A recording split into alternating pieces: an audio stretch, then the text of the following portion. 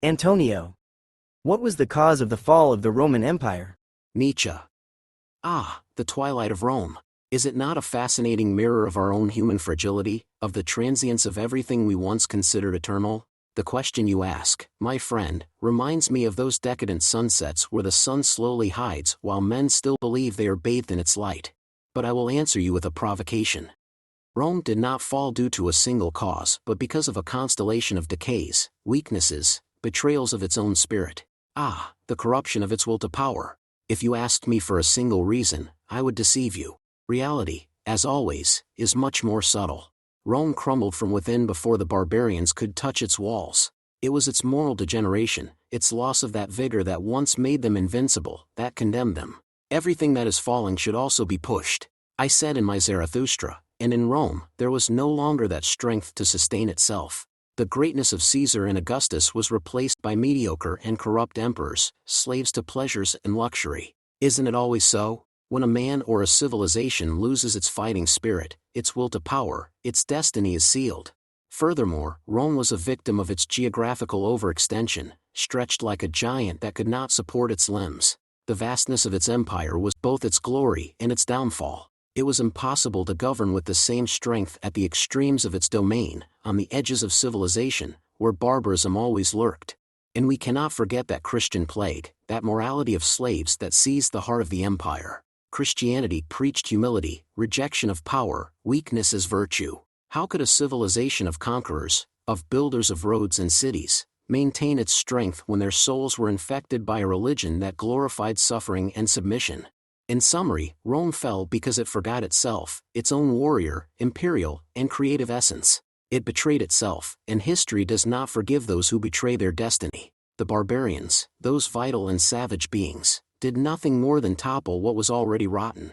Is it not the same decadence that slowly but inevitably stalks every great empire, every man who loses his purpose? Ask yourself, reader.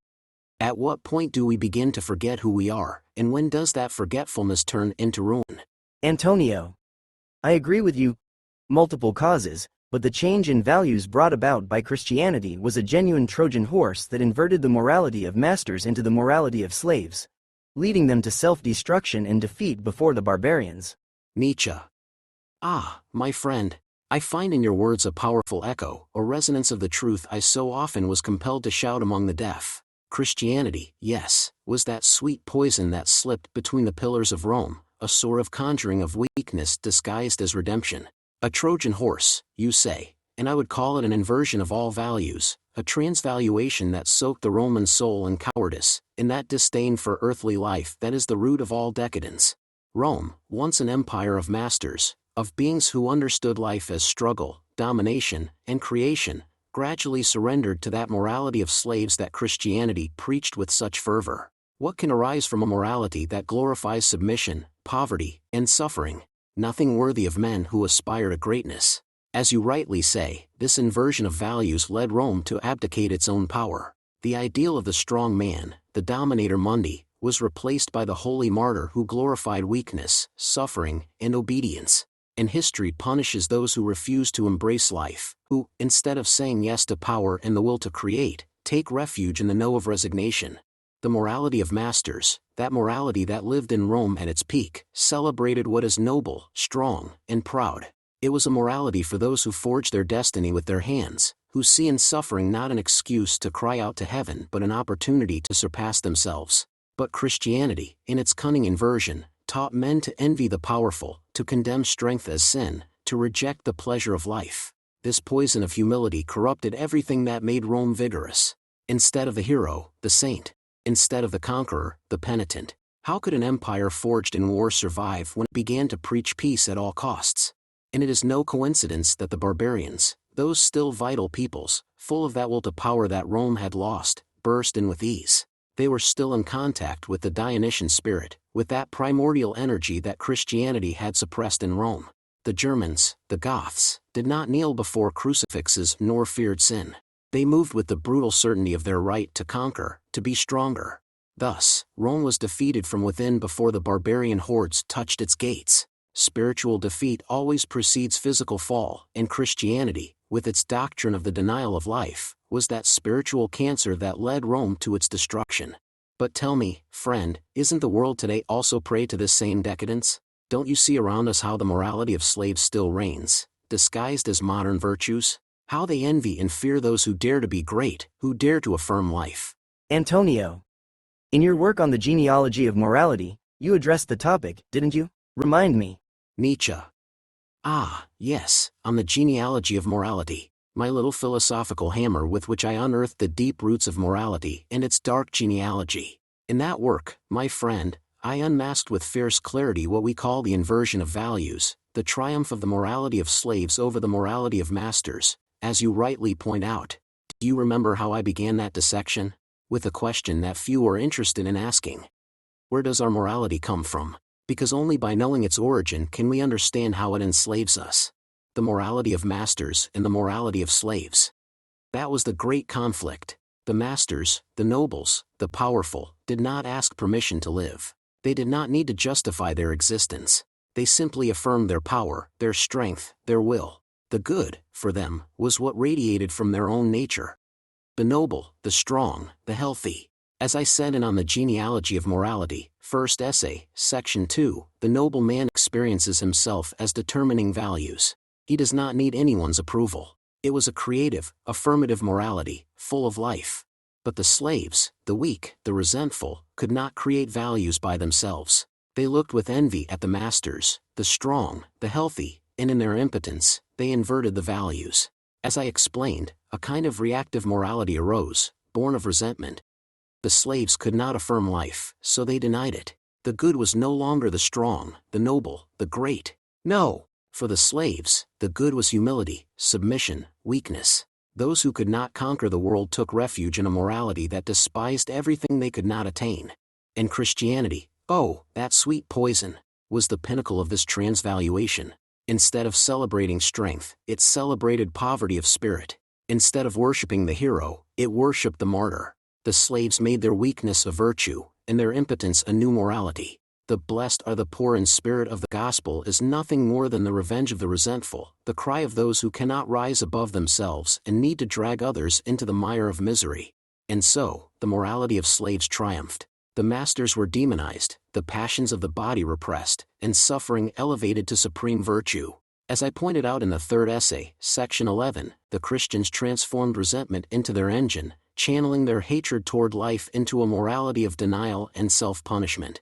On the genealogy of morality is, therefore, my great accusation against this process of inversion of values. I laid history bare and showed how Christianity, with its morality of slaves, corrupted the soul of Europe.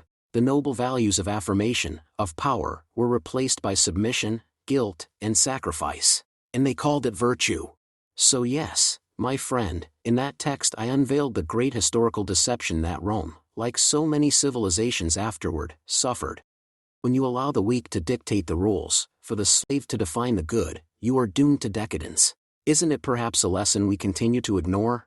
Antonio, notice how even language demonstrates this inversion of values. For example, in Spanish, we say, villano, villain, which actually refers to a villager, from villa, but it came to mean evil. What do you deduce from this? Doesn't it show how words historically change their moral meaning? Nietzsche.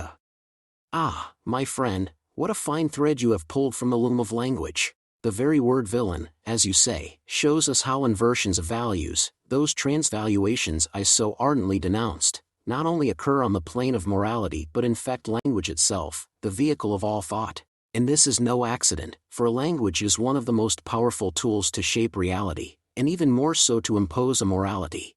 The word villain, indeed, originally referred simply to an inhabitant of a villa, someone from the countryside, a simple man outside the noble and courtly sphere. But what irony! Over time, the word took on negative connotations, meaning the lowly, the ignoble, the despicable. Here we have the reflection of what I explained in On the Genealogy of Morality. The morality of masters, the aristocratic morality, is the one that originally dictated what is good and bad. In their view, the master, the noble, was synonymous with the superior, the elevated, while the common, the peasant, the villain, was seen as inferior, vulgar, lacking that spiritual greatness. But over time, in that process of resentment that the slaves turned into their great revenge, aristocratic values were subverted. Language, as a subtle battlefield, was one of the first to show this inversion. Villain came to mean the enemy of the good according to the values of the nobility. For the peasant, the commoner, in his low position, was the opposite of everything the aristocratic greatness represented. However, this contempt reflects more than anything the symbolic class struggle, that tension between masters and slaves, between the powerful and the weak. In this case, it was the aristocratic language that condemned the villains, but language also adapted as values changed, and in the end, the resentful imposed their vision. This is where the dark magic of language lies. Words are not innocent, they carry the morality of the era. The fact that the word villain today means evil is a sign that the aristocratic world considered the common people as something morally suspect, as if what is not noble were by nature low and dangerous. But what irony! Today we use that word in a context where nobility has disappeared, and yet the contempt of the masters remains alive in the word. What do I deduce from all this? That language is a weapon of power. The powerful, those who determine the values of an era, mold words to reinforce their worldview, their morality, their dominance. And when those values are inverted, language also changes but sometimes retains the residue of a past morality. It's like a scar on the body of the language, a reminder of old moral struggles. Thus, the example of villain is living proof that morality and power are what shape the meaning of words. The morality of slaves, by inverting values, also transforms language, imposing their version of the good and the bad. What was once greatness becomes arrogance. What was submission becomes virtue. And words, silently, accompany these changes. In summary, what you demonstrate with your example is how language hides within itself the moral battles of humanity. Each word is a minefield of meanings that have been placed and displaced by those who have had the power to define what is correct, virtuous, vile. Antonio. Notice how the very word, virtue, shares an etymological origin with virility, according to Greco-Roman aristocratic values. Then Christianity came along and effectively castrated those morals but continued using the term, virtue, in a completely usurped and corrupted sense of its original meaning, appropriating a term whose meaning they inverted 180 degrees. Nietzsche. Ah, my friend, you have put your finger on a deep wound, a wound that Christianity not only opened but infected with its morality of slaves. The word virtue, what a philological gem for understanding the transvaluation I so ardently denounced. Derived from the Latin virtus, which in turn comes from vir, meaning man, warrior, one who is strong, vigorous, masculine, the being who affirmed his power over the world. The link between virtue and virility is no accident. It's a testament to what being virtuous once meant. Being strong, valiant, master of oneself and the destiny one forged. For the Greeks and Romans, virtus was strength of character, a man's ability to impose himself, to live according to his elevated nature. It was the expression of excellence, of mastery over oneself and others. Ah, what times those were when virtue was the manifestation of a will to power. For a Roman, to be virtuous meant being fit for war, generous in victory, and ruthless in combat. It was a noble ideal, a sign of power. The Greek arete, which shares the same concept, exalted human perfection, a union of physical strength, intelligence, and nobility of spirit. And then came Christianity. Oh, what infamous usurpation! That religion of the cross, that sect of the humiliated and weak, stole the word virtue and stripped it of its original greatness. In its place, they planted the values of the weak, those who glorified suffering, humility, and renunciation of life. What was once virtus, courage, virility, and bravery, was turned into chastity, obedience, and submission. And they dared to keep calling that virtue. The chaste virility of the Roman hero was replaced by the moral castration of the Christian monk. Thus, Christianity committed what I would call an authentic profanation of language. They appropriated the term virtue and inverted it 180 degrees, now using it to designate what was previously despised. Virtue was no longer the one who imposed his will but the one who submitted to a higher will. It was no longer the valiant man, the conqueror, but the penitent, the poor in spirit, the one who lowered his head and offered the other cheek. This process, as I exposed in my Genealogy of Morals, second essay, is nothing more than the revenge of the weak who, incapable of creating affirmative values, decided to invert the values of the powerful.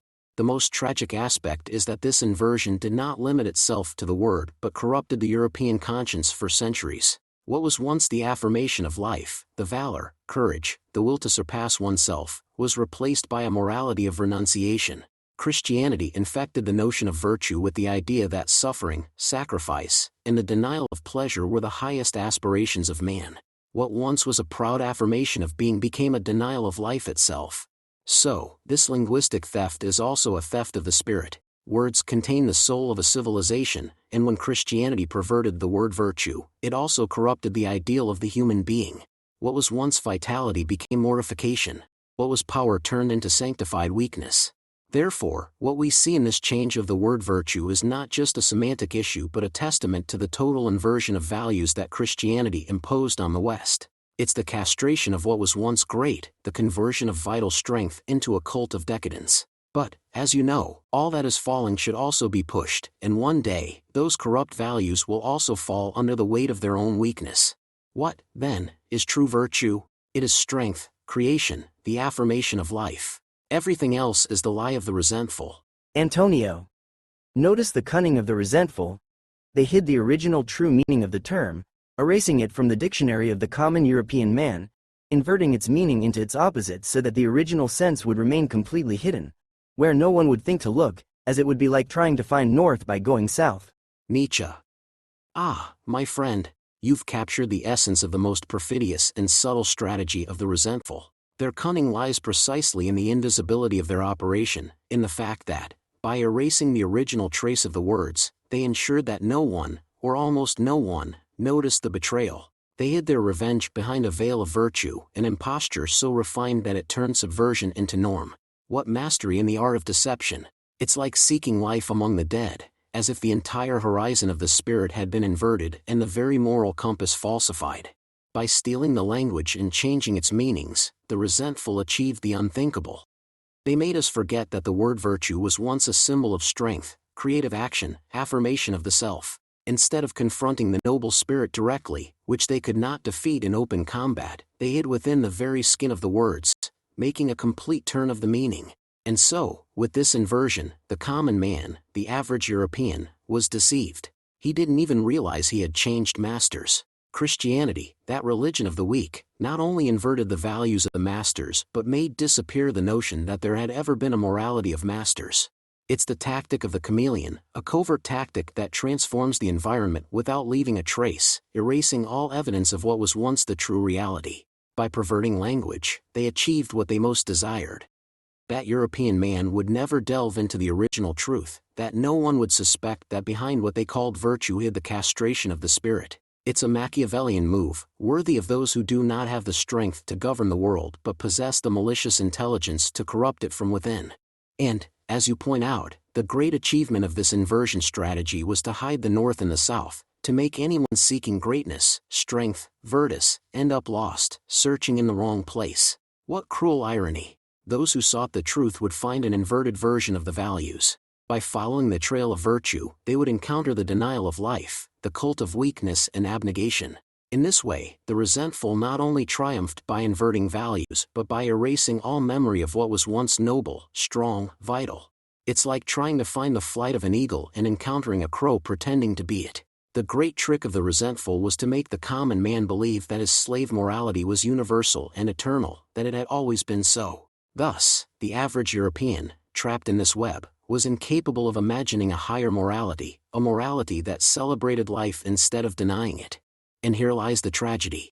By erasing the past and perverting language, the resentful became the invisible masters of Europe. Words, those invisible vehicles of power, no longer responded to the strong man, the creator, but to the weak and decadent who had learned to manage the subtle machinery of resentment.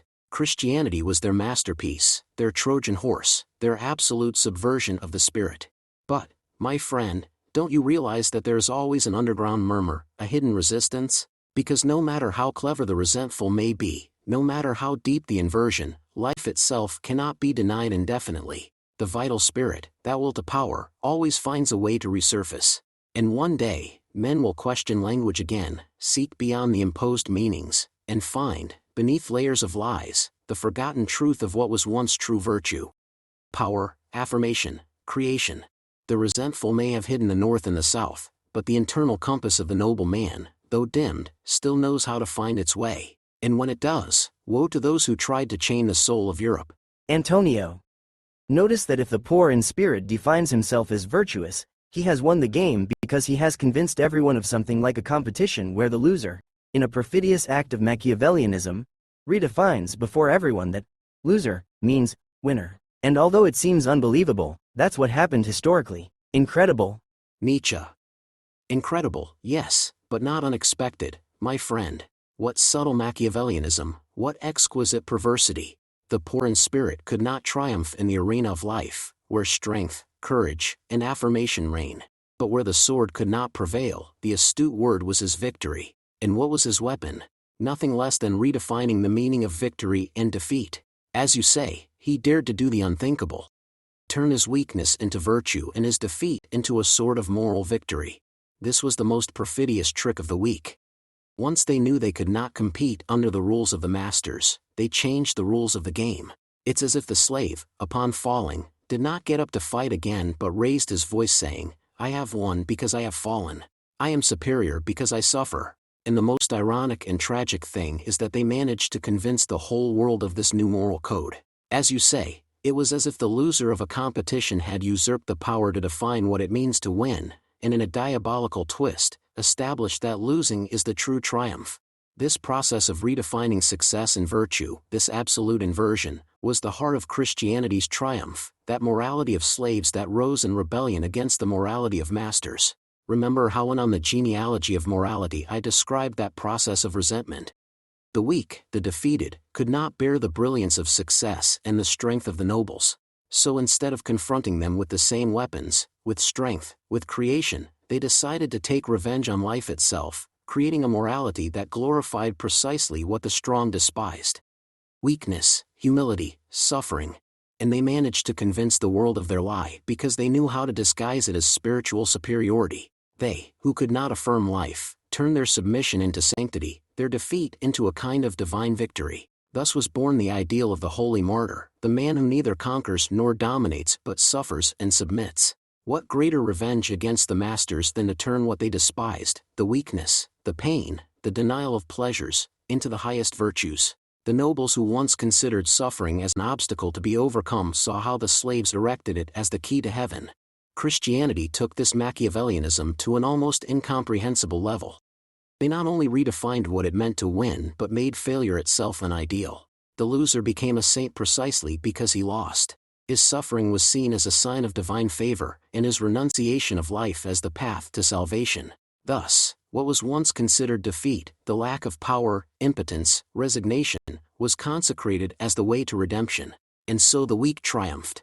Do you realize how radical this change was? Under this new morality, there is no greater sin than being strong, than desiring life and affirming it. Values had been completely inverted. What was once a sign of nobility and virtue, courage, strength, the will to conquer, was now seen as sinful pride, as rebellion against God. And so, the noble, the warrior, the creator of culture, found himself condemned by the morality of the loser, who had redefined the meaning of everything. The most fascinating, and the most tragic, is how this Machiavellianism triumphed in the collective consciousness of Europe. The people not only accepted this new value system but began to glorify it. The triumph of the resentful was complete when they convinced the powerful that feeling guilty for their power was the right thing, when the noble himself began to be ashamed of his strength. And so it is that the real victor, the one who affirmed life and the will to power, was replaced by the illusory victor, who found his triumph in abnegation, in renunciation, and in suffering. The poor in spirit won, not because he surpassed the strong, but because he managed to impose such a vast moral farce that all took it as truth. This is, without a doubt, the greatest triumph of resentment. To redefine victory as defeat and make the strong accept this lie as a new morality. Isn't that the most tragic? That the masters, the owners of life, willingly accepted the chains of the slave, believing that in their renunciation they found spiritual superiority. A great lie, an abysmal inversion. But the vital spirit cannot be denied eternally. As I said, and thus spoke Zarathustra. Man is a rope stretched between the animal and the Übermensch, and the weak have only delayed that destiny. The day will come when the chains they placed on the will to power will break, and the Übermensch will affirm life again, casting to the ground that morality of the defeated. That will be the true triumph. Antonio. Notice how their Machiavellianism, born from frail souls, reveals their deep envy and resentment toward the masters. Because when Christianity triumphed, what did it do? Observe. 1. It established Rome as its capital. 2. It copied the purple color of the Roman emperors for its bishops, cardinals, and others. 3. It adopted Latin, the language of the masters. 4. It mimicked the pyramidal organization of the Roman Empire in the structure of the Vatican. What a grand revelation of profound envy. It is as if the loser of the contest, after dethroning the victor, takes their house, possessions, clothes, and customs, an entire gesture of envy. Nietzsche. Ah, my friend, what sharp and painful irony you have captured. What a brutal revelation of envy disguised as spiritual victory. Christianity, that religion of the weak, the suffering, the poor in spirit, couldn't resist the temptation to seize the symbols of power from those they so despised. As you rightly point out, they copied everything that externally represented Roman power, the signs of the masters, as if, deep down, they longed for what they pretended to despise. This is the great theater of the resentful. They proclaim disdain for the powerful, but the moment they triumph, they adorn themselves with their insignias. They established Rome as their capital. Ah, Rome, the city of the empire, the cradle of masterly power, the very embodiment of imperial virtus. And what did these self-proclaimed humble and suffering Christians do? They didn't seek a new Jerusalem in the desert, no. Instead, they settled in the very heart of the civilization they had destroyed, adopting not only its symbols but also its territory. What a grand sign of their deep envy. They couldn't create something new, so they took over what was already made. They wanted the power of the Romans, but they couldn't admit it, so they wrapped it in a veil of holiness and called it the kingdom of God. The purple color, the symbol of Roman emperors, was stolen to dress their bishops and cardinals. Ah, the purple, that ancient symbol of masterly power and dignity, the color of Caesar, the mark of imperial blood. And who wears it now? Not the nobles, not the conquerors, but those who preach humility and poverty. What a crushing irony. It's as if by stealing that color, the Christians silently confessed their desire to possess power, though they cloak it in the words of Christ. Beneath the purple robe of the cardinals beats the envy of those who could never be masters but desperately want to appear as such. They copied Latin, the language of the masters, the language of power, the language of the emperors, the language of law, of empire, of civilization. And they made it the language of the church, the language of their rituals, their prayers, their doctrines.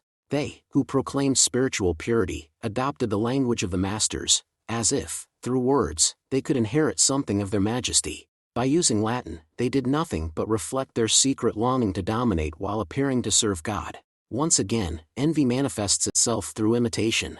And, of course, the pyramidal structure of the Vatican, a faithful copy of the Roman imperial organization. The Pope as the new Caesar, the cardinals as the senators, the bishops as the provincial governors. The Church, which self-proclaimed as the champion of the oppressed and humble, adopted the same oppressive hierarchy it pretended to condemn. Here, Machiavellianism becomes evident. They didn't just destroy Rome. They appropriated its structure to maintain control over the masses, imitating the power system of those they called tyrants. What does all of this reveal to us, my friend? That the envy of the resentful knows no bounds. It's like a child who, after destroying their rival's toy, tries to rebuild it with the pieces because, deep down, they desired it more than anything. Christianity, in its apparent triumph, revealed its true nature. It wasn't a spiritual revolution, it wasn't the transcendence of pagan values, but a usurpation. They wanted what Rome represented, power, dominion, control, but, unable to create something new, they borrowed everything they secretly admired. And this is the most tragic and comedic part at once. The resentful cannot create, they can only imitate, and in the act of imitation, they betray themselves. All that Christian power apparatus, their colors, their rituals, their languages, their structure, is nothing more than a shadow of Rome, or Rome dressed up in holiness. It is the clearest confession that, deep down, they deeply envied the masters. They pretended to despise power, but they couldn't help seizing its symbols, as if by wearing them, they could finally claim what they had always coveted. This act of taking the enemy's house, clothing, and customs is the final grimace of resentment. Having destroyed their rival, Christianity didn't know what else to do but become an echo of what they had destroyed. Rome died physically, but it was reborn in the halls of the Vatican, where the new masters carried crosses instead of swords, but continued to rule with the same iron fist they had once condemned. Envy is the confession of the failure of the will to power, and Christianity couldn't hide it. It didn't create a new world, no. It simply took over the corpse of the old one and dressed it in sacred garments. And there, in that usurpation, the resentful had their true, bitter victory. Not by surpassing the masters, but by seizing their shadow.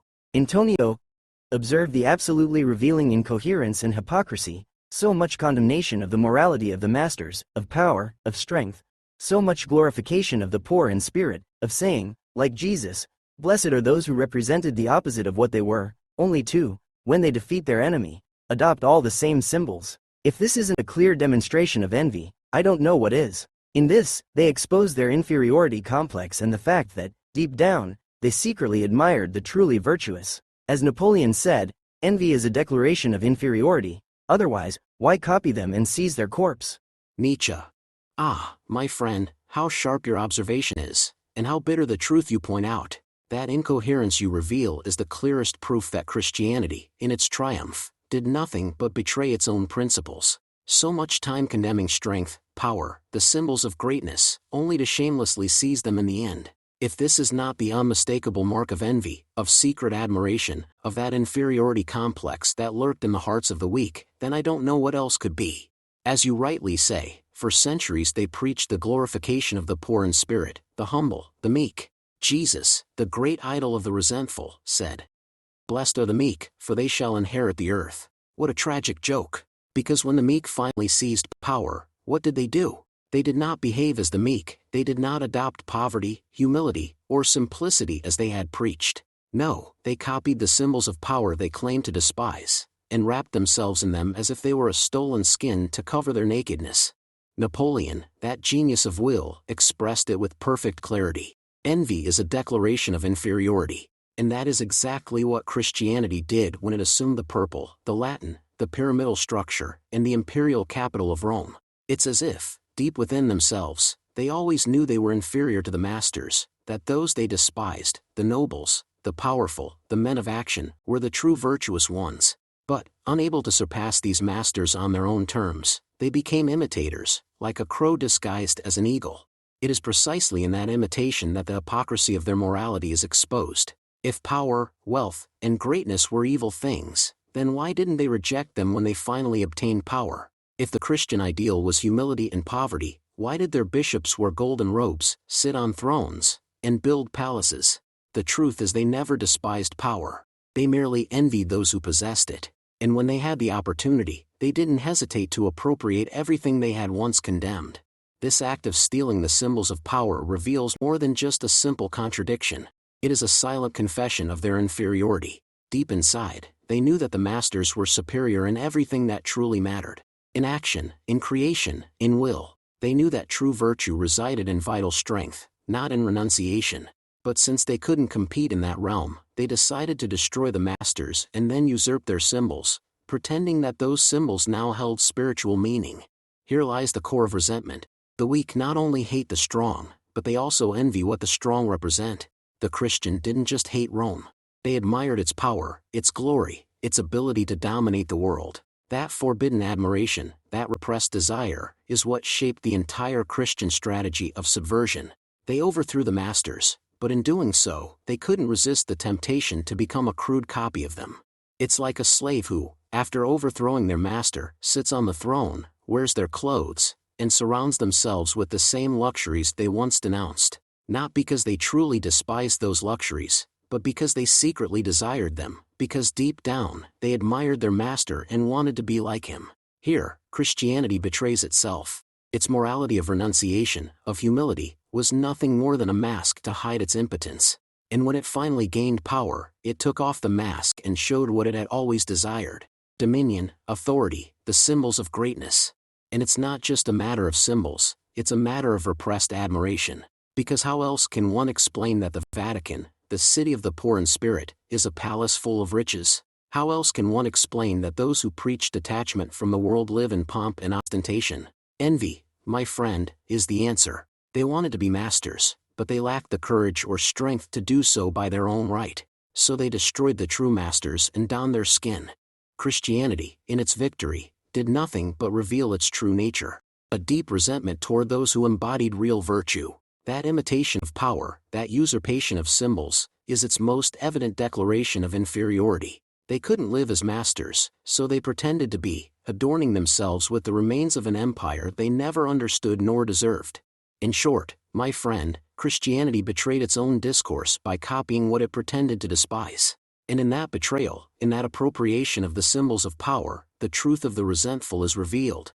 They secretly admire what they cannot attain, and in the end, can only settle for usurping what they can never create. Antonio, it is evident the hypocritical contradiction of their discourse. If they criticize the morality of the masters in favor of the poor in spirit, who would inherit the earth, then why, after the fall of the Roman Empire, did they make Rome the seat of earthly power, but this time, instead of imperial power, papal power? Here, the ruse of a discourse crafted from the beginning to dethrone the powerful in order to sit on the same throne is revealed. Nietzsche.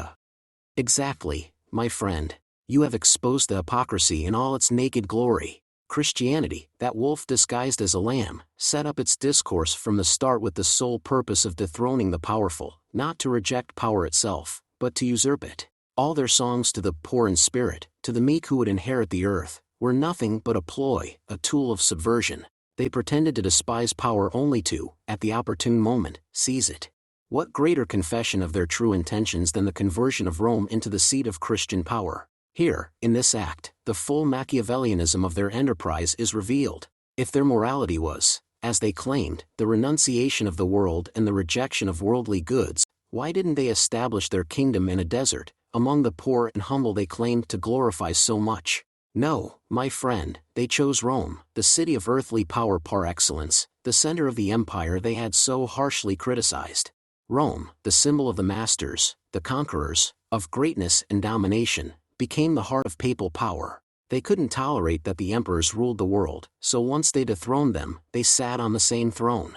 The difference between imperial power and papal power is nothing but a mask, a spiritual excuse to justify their appropriation of the very same power they criticized. Ah, what a bitter irony! What they couldn't take by the sword, they took by the word, disguised as sanctity. Christianity showed itself to be the most consummate artisan of resentment. They knew they couldn't compete with Roman nobility in terms of strength and greatness, so they decided to weaken the spirit of the masters from within, preaching humility, suffering, and rejection of the world. But this discourse, as you well point out, was not a sincere rejection of power, but a Machiavellian strategy to empty the throne of its rightful owner and occupy it themselves. Here is where their inferiority complex is revealed. They couldn't create an empire of their own, they didn't have the strength to forge a civilization from vital affirmation. So, instead, they usurped what was already made. Rome, that symbol of masterly power and virtue, was transformed into Christian Rome, the seat of papal power. And look at the refinement of their scheme. All they did was cover the imperial structure with a spiritual mantle, but the power remained the same.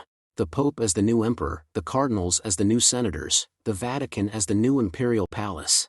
Nothing changed in essence, except the discourse that now justified this structure. What is most revealing is that by doing this, Christianity betrayed its own morality. They weren't content with a celestial kingdom, no. They wanted the earth, they wanted tangible power, they wanted to be masters in this world, under the guise of representing God. If they had been consistent with their preaching, they would have renounced all earthly power, they would have rejected imperial greatness.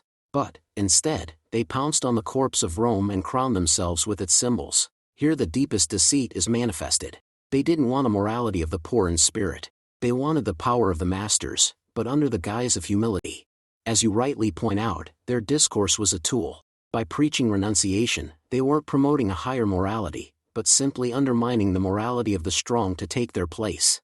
Once the Roman Empire fell, they showed their true intentions. Not to build a kingdom of peace, but to rule the world under their own hierarchy. Ah, what a grotesque spectacle! Those who claimed to despise earthly power ended up worshipping it, not with the frankness of the emperor, but with the cunning of the resentful who, once on the throne, refuses to admit their ambition. In this sense, Christianity is the final victory of resentment. They didn't just dethrone the masters. They appropriated their symbols to legitimize their new order. And they did so without any shame, proclaiming poverty while living in palaces, preaching humility while wearing purple, and glorifying the meek while exercising power with an iron fist. This is the essential hypocrisy of Christianity. Pretending to despise power only to, once obtaining it, enjoy it to the fullest.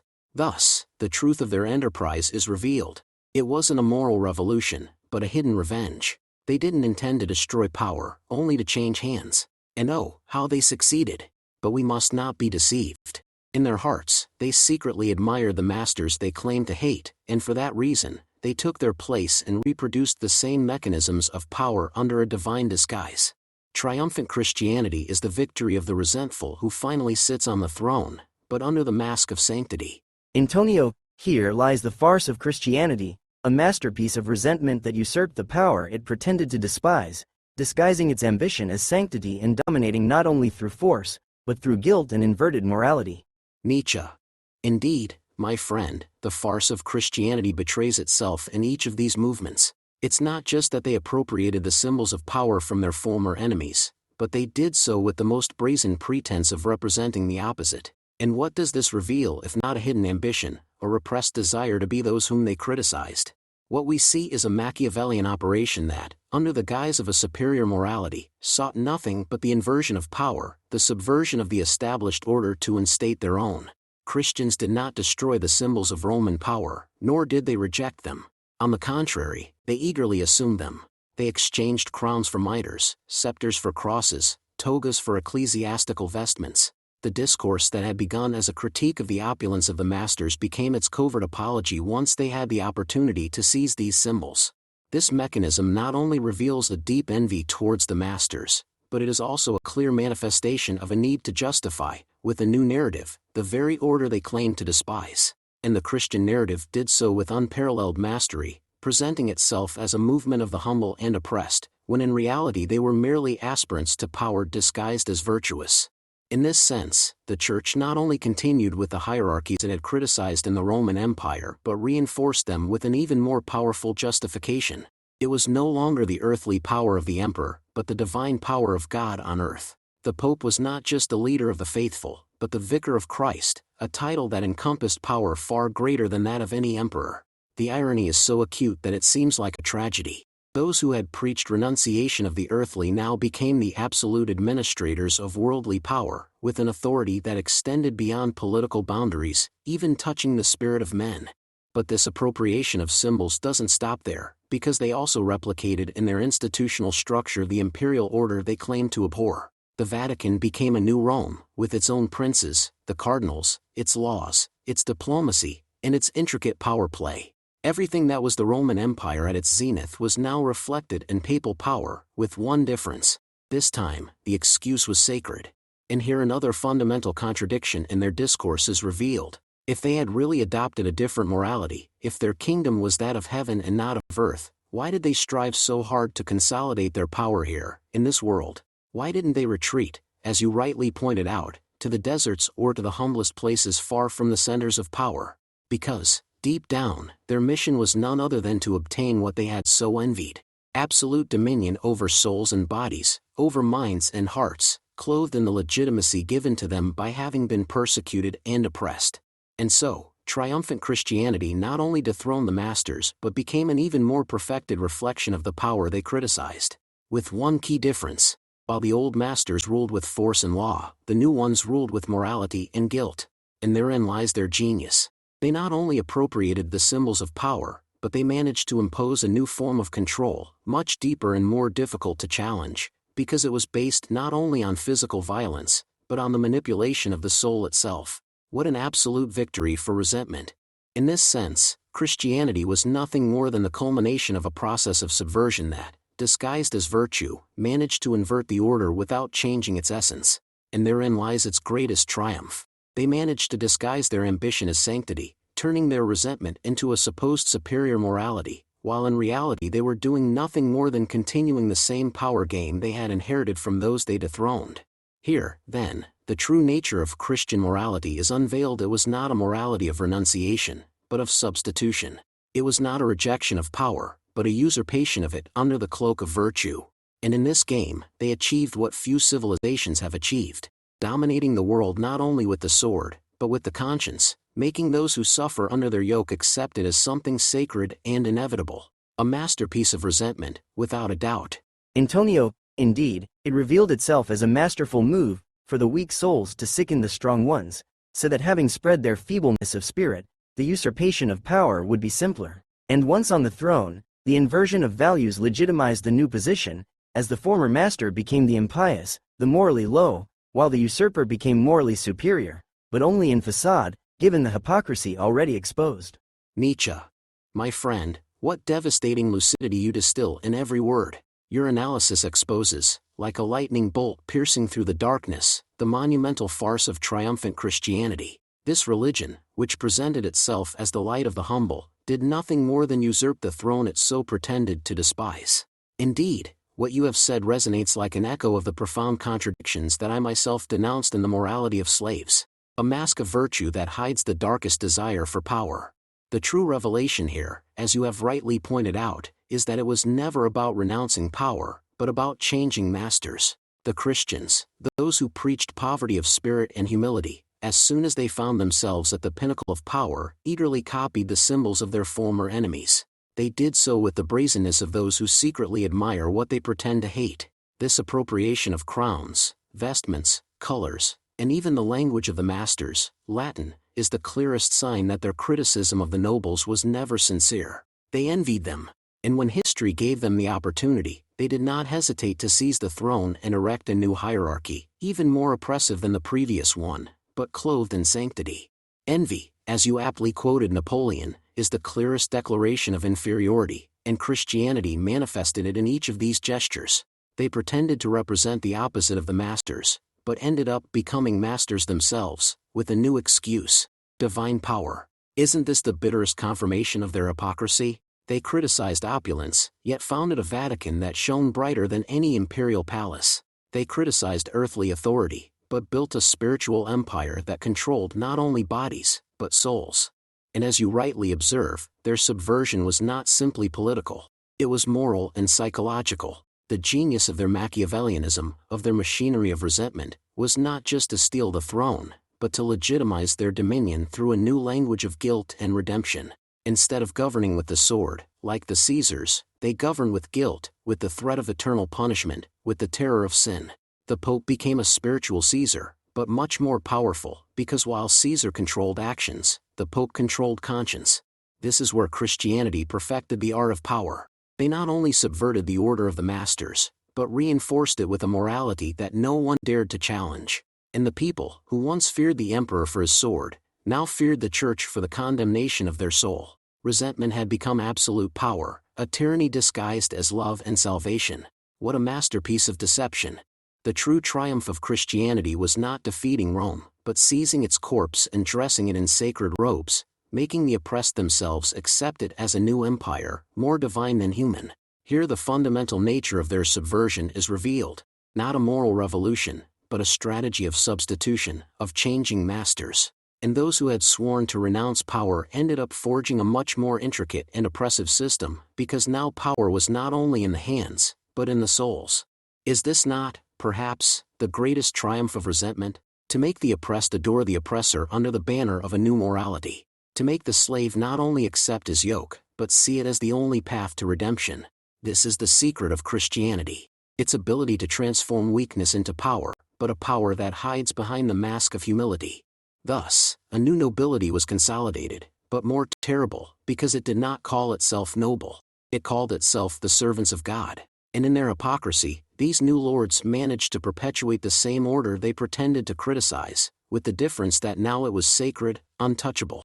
The poor in spirit did not inherit the earth as they had been promised. They were simply deceived into accepting it as it was. Meanwhile, the new owners, the vicars of Christ, enjoyed power in this world and justified their dominion with promises of the other. In this sense, what Christianity left us was not a new morality, but a refined system of domination. A power that controls not only the body, but the mind. A power that subverted language itself, turning oppression into salvation and suffering into virtue. What bitter irony! The Roman lords, with all their splendor, never achieved such a thing. Christianity did. And that, my friend, is the final victory of resentment. They not only defeated the masters, but replaced them, usurping their power and legitimizing it with a new narrative. A narrative that, as you said, was nothing more than the covert apology for the same power they criticized. A Machiavellian triumph, no doubt, but also a tragedy for the human spirit, which which now found itself not only chained to the earth, but also to heaven. Thus, Christianity reveals its true essence. A revolution that never was, a morality that was always an excuse to invert power and dominate those who once dominated. And in that usurpation, in that brazen adoption of the symbols of empire, their envy is revealed, their resentment and, finally, their true ambition, to be the new masters. Antonio, after exposing this farce, what advice would you give to those seeking an authentic morality, free from the chains of resentment? Nietzsche. Ah, my friend, what a profound and challenging question. If we have laid bare the farce of Christianity and its morality of the resentful, what remains for those who seek an authentic morality, a morality not infected by envy or the denial of life, a morality free from the chains that resentment has imposed upon the spirit? Here lies the great task, the true revolution of the soul that the free man must undertake. The first step, reader, is to rid oneself of the poison of resentment. Those who wish to create a new morality must begin by ceasing to look at the world through the eyes of the weak, of those who seek revenge because they cannot create. Resentment is the distorted mirror of the soul, a distortion that transforms everything noble, strong, and vital into something that must be hated or envied. He who envies the strong chains himself, becomes a slave to his own frustrations, incapable of rising above his own impotence. Therefore, the first great task is to reconcile oneself with life, in all its cruelty and magnificence. To escape resentment, we must affirm life as it is, without excuses, without moralizing that distorts it. We must accept suffering, struggle, strength, and above all, we must say yes to existence, with all that it implies. As I said and thus spoke Zarathustra, I say yes to all that makes man great. True morality is born from the will to power, from the impulse to grow, to create, to overcome, to transform life into something greater than we have found. Authentic morality does not fear life, does not deny it, does not reduce it to an excuse for weakness. The free man must be his own creator of values. He must not accept the values imposed on him by the weak or the resentful. He must not live according to a morality that glorifies renunciation or humiliation. No, he must create his own destiny, his own path, without fear of being strong, without fear of being a conqueror of the spirit. An authentic morality arises from the will to power, from self-affirmation, from the ability to impose oneself on difficulties and transform one's own limitations into a springboard towards something greater. My advice is this: be true to yourself, not to a morality invented by others. The authentic man does not submit to values imposed from outside. He forges his own values.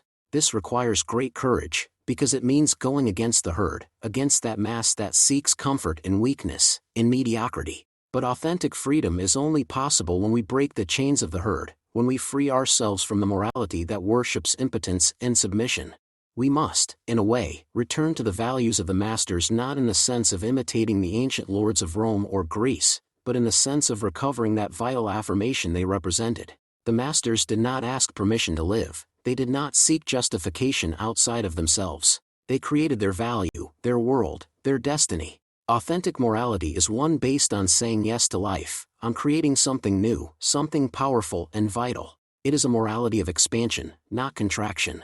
The Übermensch is the ideal of this authentic morality. He who needs no excuses or external justifications, who creates his own values and rises above conventional good and evil. But to reach that ideal, man must free himself from slave morality, from that morality that preaches submission, guilt, self-sacrifice in favor of an illusory promise of redemption. None of that is real. What is real is the will to live, to grow, to master oneself and the world.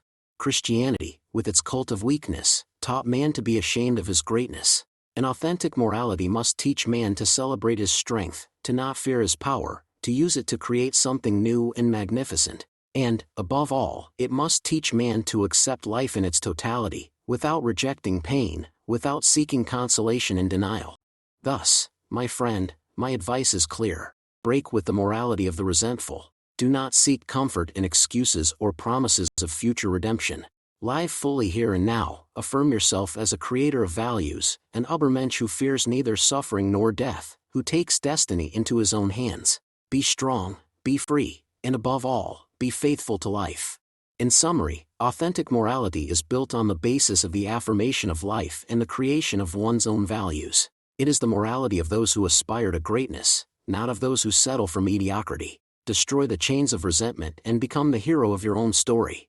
Antonio, do you think there is any form of power that is not based on resentment or hypocrisy? Is a true morality of masters possible in today's world? Nietzsche. Ah, my dear friend, you have reached what I would call the threshold of true freedom. If Christianity was the chain of the resentful, what you are now seeking is the forging of a free spirit, one that does not allow itself to be captured by the false promises of the weak or by the excuses of the oppressed. Authentic morality does not arise from renunciation or suffering, but from bold affirmation, from fearless creation, without guilt, without resentment.